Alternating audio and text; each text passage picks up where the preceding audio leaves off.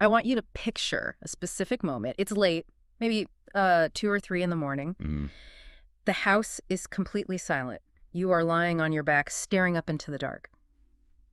And you start talking to the ceiling, but you're not just, venting into the air. You're speaking to the plaster and the paint like it's a person, like it's actually listening. like it knows your name. That creates such an incredibly intimate, almost claustrophobic atmosphere right from the jump, doesn't it? It really does. It captures that very specific brand of loneliness where, you know, inanimate objects start to take on a personality because there's simply no one else around. And that is the exact opening image from the source material we're covering today. We are doing a deep dive into this very intense, very lyrical piece of content titled simply Suicide from the channel Tomcats World. Right. Now, looking at that title, I know you might be bracing yourself for something clinical, maybe some statistics or a news report, but this is different. It's a primary source. It's a monologue or a song, really a raw first-person transcript of what the creator calls a war in the head.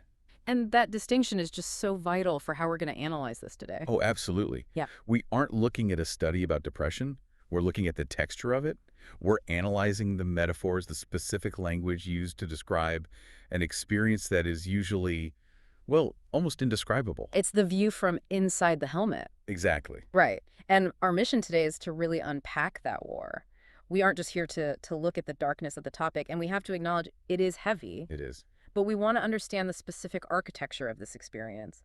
The text draws a very sharp, almost technical distinction between wanting to die and simply wanting the pain to end. And that nuance is what we really need to explore. It's the whole point. So if we're talking about the bigger picture of mental health, we usually look at symptoms from the outside.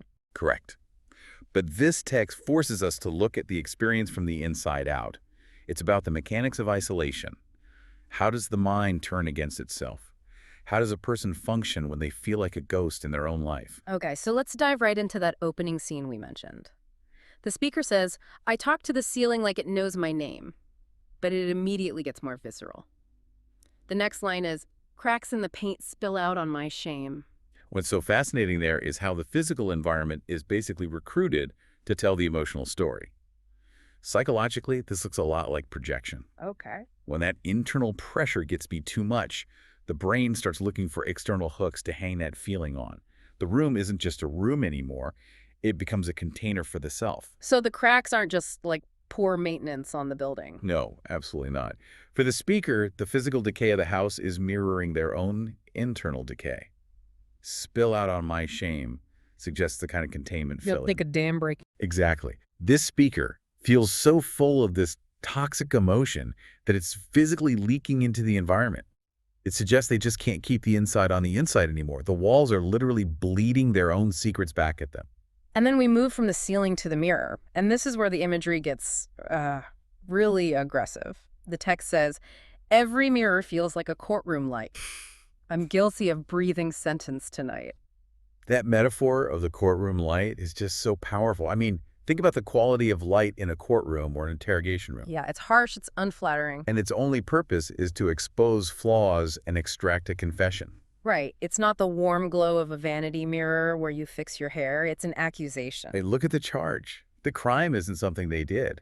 The text says, I'm guilty of breathing. Wow. This signals a massive shift from guilt, which is usually, I did something bad, to shame, which is, I am bad. That's a terrifying concept, being guilty of breathing. Usually if you feel guilty about something, you can apologize or fix the mistake. But if the crime is breathing, Exactly.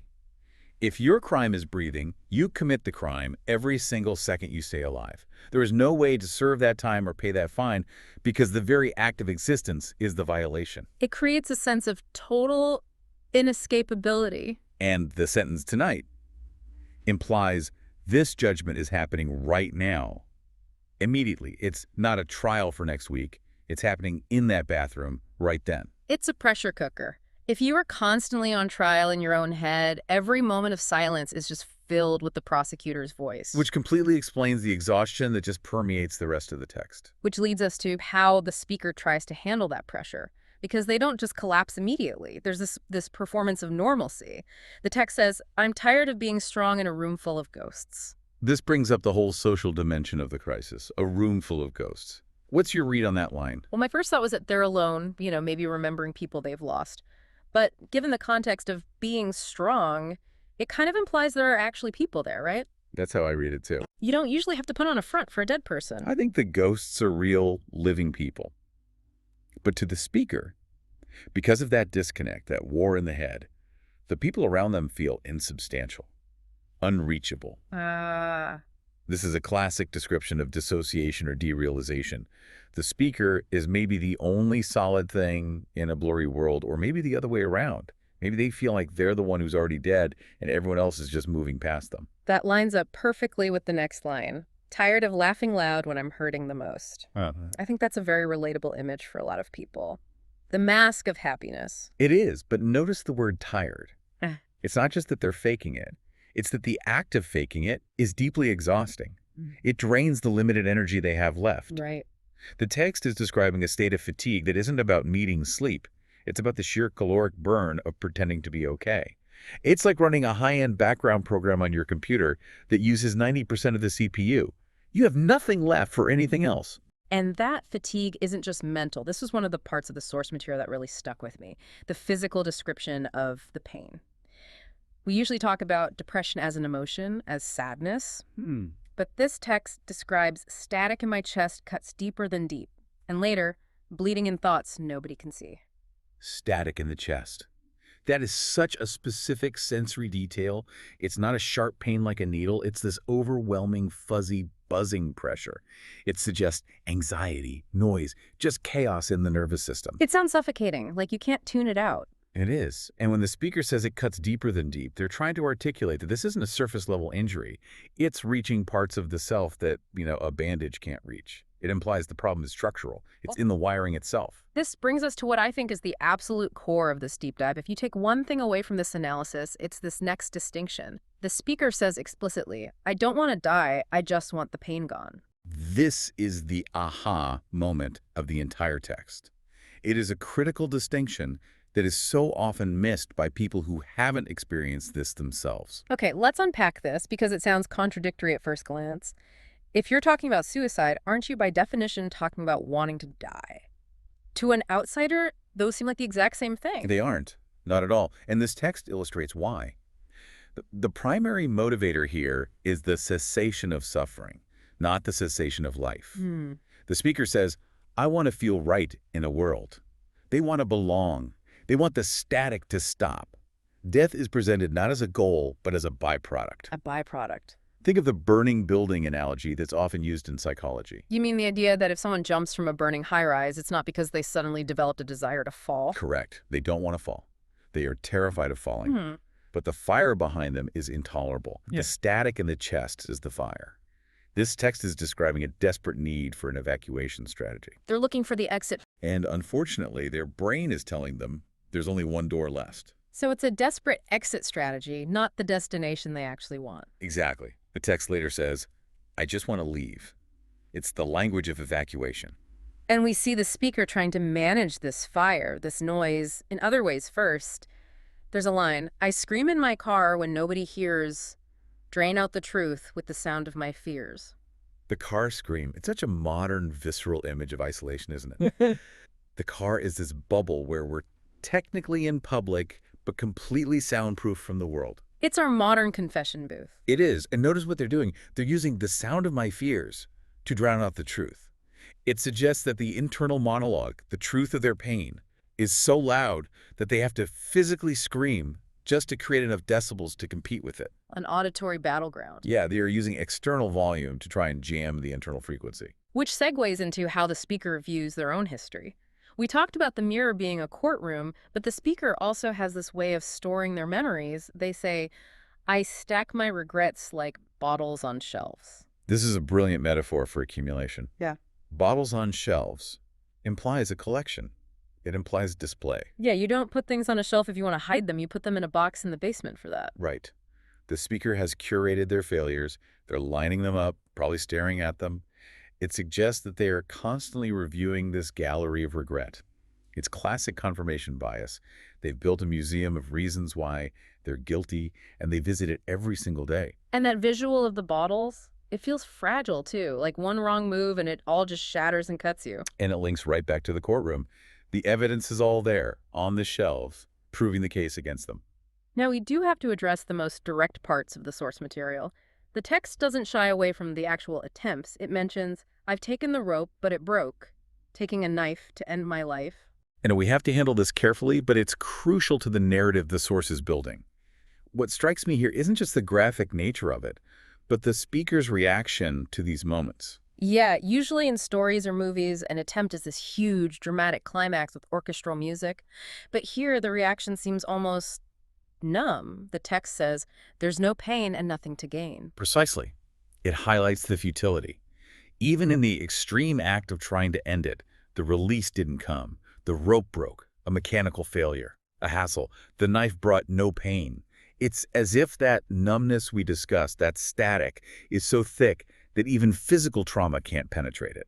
So it reinforces the idea that the war in the head is immune to physical solutions. It is. And it makes the outside advice feel so cheap. The text mentions, they say, hold on like it's easy to do, like my hands ain't shaking. And that's the friction, right, between the external observer and the internal reality. Hold on is a metaphor we use all the time. Just hang in there. But if your hands are physically shaking, literal tremors from anxiety or adrenaline, then holding onto a ledge is the hardest physical task imaginable. You can't just willpower away a tremor. Exactly. The text is calling out the gap between a platitude and the physiological reality of the crisis. It's like telling someone with a broken leg to just walk it off. It's physically impossible. But, and this is where it gets really interesting, the text doesn't end in the dark. There is a pivot, a shift in perspective. It's subtle, but it's the most important part of the entire transcript. It moves from describing the problem to hinting at a solution. It happens when the speaker says, I'm not looking for heaven, not chasing the end, I'm just looking for a reason to stay and pretend. But then they correct themselves. They say, no, to stay and believe. That self-correction is everything. Catching yourself in real time like that, to stay and pretend is what they've been doing, laughing in a room full of ghosts. That's just survival mode. But to stay and believe is actually living. Yes, a move from performing to actually being. And it's triggered, strangely enough, by a really philosophical question. The speaker asks, if I disappear, would the silence feel kind? Or would it just echo what's left behind? Would the silence feel kind? It's a haunting question. It is. They're weighing the nature of the void. If they leave, does the pain actually stop? Or does it just leave an echo for everyone else? It shows the speaker stepping outside of their own immediate suffering for a moment to consider the aftermath. It's a moment of connection to the world they're trying to leave. They're realizing that silence isn't always peace. Sometimes silence is just empty. And out of that question comes this image of resilience. But it's not some roaring fire. It's not a superhero moment. The text says, still waiting for just a spark in the ash in the mess. I'll guard it with everything left in my chest. A spark in the ash. I love that imagery because it's so honest. It admits that everything is burned down. The house is gone. The structure is gone. There's just ash and a mess. This isn't toxic positivity saying everything's great. It's saying everything is destroyed. But look, there is one tiny glowing ember left. And the response isn't to build a new house immediately. It's just to guard the spark. Right. Guard it with everything left in my chest. It implies a protective stance. Vulnerability. The realization that hope, in this context, isn't some grand revelation. It's something small and fragile and hot that you have to cup your hands around to keep the wind from blowing out. That feels so much more attainable than just be happy. So much more. You don't have to fix the whole mess. You just have to guard the spark. Exactly. It reduces the task from solving life to protecting this one reason to stay. It makes survival actionable. As we get toward the end of the source material, the speaker offers a survival strategy. And it's a phrase that I found really cryptic at first, but beautiful. They say, some of us survive just by holding the tone. Holding the tone. It's musical terminology, which is so fitting for such a lyrical piece. So what does that mean to you in this context? Well, if you think about a choir or a synthesizer, holding a tone means maintaining a frequency. You don't waver. You don't let the pitch drop. In the context of this mental war, holding the tone seems to imply maintaining a baseline of existence. It might be a flat note, it might not be a melody, it might just be a hum, but you keep the sound going. You don't let the silence take over. So it's about continuity. Just keep the signal broadcasting. Yes, it's a flat line that isn't a flat line, it's a lifeline. And the text pivots here to directly address you, the listener. We talked about the room full of ghosts earlier, that disconnection, but the text ends with an attempt to connect. If you hear this song, know you're not alone. You don't have to carry that alone, It breaks the fourth wall. The speaker is using their own isolation to build a bridge to someone else's isolation. which is the ultimate paradox of art about depression, isn't it? By articulating exactly how lonely they feel, they create a community of people who understand that loneliness. They prove the courtroom wrong. Because if someone else hears the song, The speaker isn't guilty, they are witnessed. They're seen. And being seen is the antidote to being a ghost. and that brings us to the end of this journey. We started with the ceiling and the cracks in the paint, moved through the courtroom of mirrors, the shelves of regret, the static in the chest. And we landed on the realization that the goal isn't to pretend to be strong, but to find a reason to believe, to find that one spark in the ash. It's a heavy journey, but a necessary one to understand that war in the head. The text makes it so clear. The desire is to leave the pain, not the world, but the challenge is finding the way to separate the two. And realizing that survival sometimes looks very, very small. It looks like guarding an ember. It looks like just holding a single note in the dark. So here's something I want you to think about as you walk away from this deep dive. The text asks if the silence would feel kind. And we often crave silence when life gets loud, right? We think peace is the absence of noise. But based on what we've just discussed, is true kindness really found in that silence? Or is it found in the grit it takes to make a sound, however small, when the whole world feels like a courtroom? That's the question. Whether to fade out or to hold the tone. And if you're listening to this, we hope you choose to hold it. Thank you for listening to this deep dive. Take care of yourselves.